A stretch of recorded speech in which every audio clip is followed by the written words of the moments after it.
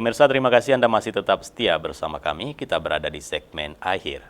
Pemirsa, untuk menghilangkan rasa jenuh di masa pandemi COVID-19, masyarakat Idi Raya, Kabupaten Aceh Timur menggelar turnamen layang tunang.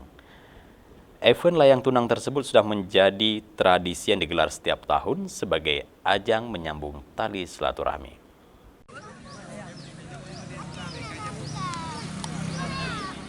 Event Layang Aceh ini diikuti 400 peserta dari berbagai daerah yang ada di Aceh Timur.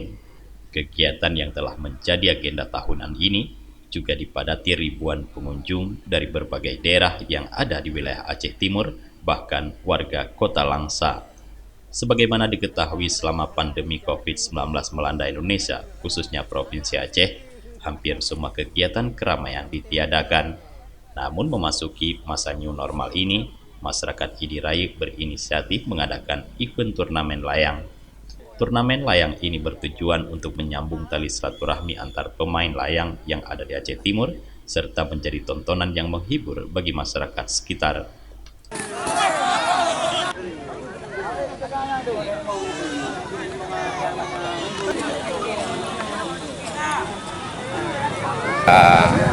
Untuk menyambung silaturahmi antara sesama pemain layang, baik pemain layang yang ada di daerah kita di sini di Idi Raya dengan pemain-pemain layang yang ada di luar daerah Idi Raya.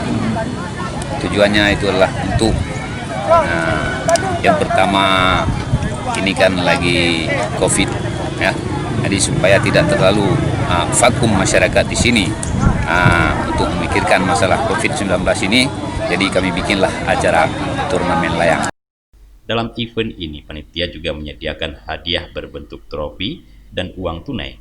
Untuk juara 1 sebesar 3 juta rupiah, juara 2 sebesar 2,5 juta rupiah, dan juara 3 sebesar 2 juta rupiah.